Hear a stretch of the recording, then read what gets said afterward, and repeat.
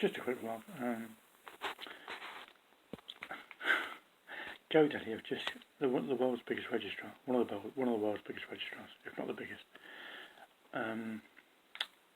that sells website addresses and website hosting and all that. Yeah, they've just sold a three-letter.com website address for $792,000, which is about £570,000, which equates to the price of 2 UK houses, with the average price of a UK house being £255,000 each. So basically this website address could have bought 2 houses.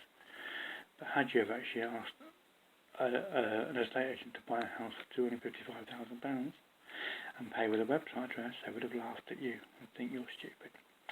When in fact they're stupid, because they don't understand digital assets. But this is how silly the world's getting. There's such a divide between traditional mindset and complete utter competence, and they're all degree educated incompetence. And there's people that own cryptocurrency and digital assets, where all the wealth is, that is not being recognised, to buy traditional assets like houses and cars. So the people eventually, with the cryptocurrency and the website addresses, the premium 2letter.coms and all that, will have to they won't need to buy anything that the traditional economy has got, because it's of no use. So they will only be able to buy from themselves, from each other, from people that they'll be buying houses for crypto, for Bitcoin. They'll be buying cars for Bitcoin. They'll be buying narrowboats for Bitcoin, because the people that understand Bitcoin and cryptocurrency and digital assets recognise the value of digital assets, and the rest of the world doesn't. So we can't use the traditional economy effectively,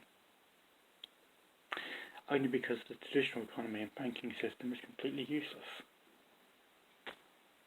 Which is why a lot of people with digital assets, they can't liquidate them. Many of whom are in debt in traditional society to banks, etc., etc., even though they have assets that are not recognised by banks, so they can't use the assets to liquidate the assets to pay off traditional debt. So they have to just stick with the traditional assets, the digital assets that aren't recognised. But at some point they will be recognised, and then the traditional society will realise just how much wealth those with the digital assets really have. And then people with the traditional assets, e.g. the house of 255 grand or whatever it is, can't afford digital assets. You cannot buy a £10 million website address with a £255,000 house. You can't use that as equity on a £10 million domain. And the cryptocurrency people were buying 10 years ago for 4p each, that is now worth £28,000 or whatever it is each now, are multi-millionaires from paying 100 quid, 1,000 quid in Bitcoin 10 years ago. But the traditional economy, like banks want to now the banks want to create their own cryptocurrency without realising that it was invented to bypass the banks. So the banks aren't needed at all. Neither is the economy, neither is their currency. Adios. Where was I? Oh, that's right. Yeah.